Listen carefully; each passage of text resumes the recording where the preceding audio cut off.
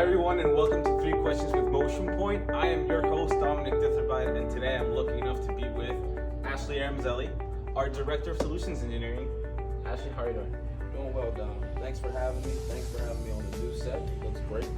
No, I appreciate it. I love that you're here. We're debuting a new set here for the series, for the show.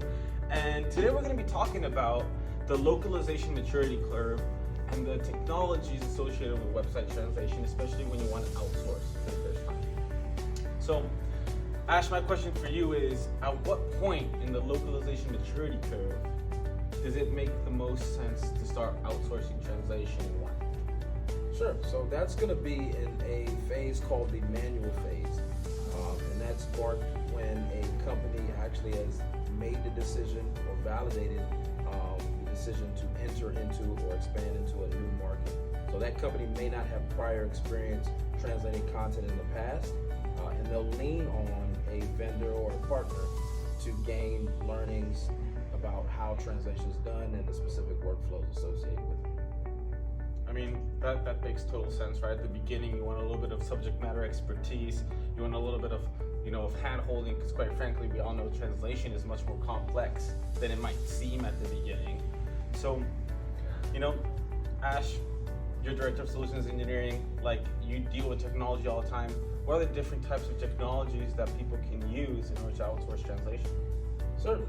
So there's various technologies available. The first being proxy technology, where a platform is residing in between end users and the system that is housing or hosting the origin content. So that platform functions very much like an intermediary. You also have translation integrations. So whether that integration is a custom API setup or a translation connector, where translation connectors are integrations that have been specifically designed for a system. You also have translation management systems and multilingual capable content management systems. And that's where users will actually log into that system and translate content within it. Wow, that might be a little bit too much for me, Ash.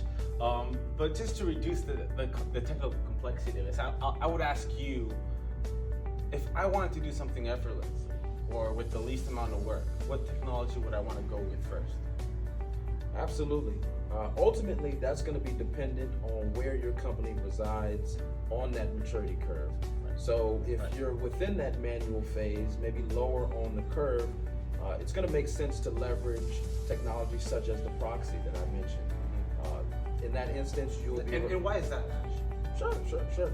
So the reason for that is you're going to be working with an experienced partner or vendor who's been doing that type of work for potentially decades. You'll be able to lean on them to get information on how workflows operate, how to translate content the most efficiently and most cost effectively. And as you mature in that curve and become more flexible, become more agile, it may make sense at a certain point in time to think about insourcing specific translation projects. Thank you, Ash, so much. Well, there you have it. At the beginning, it makes sense to use proxy translation to get the most leverage from your team and use the expertise that you learn from these partners in order to develop further along the localization maturity curve. So thank you very much. That does it for this episode. Have a great day.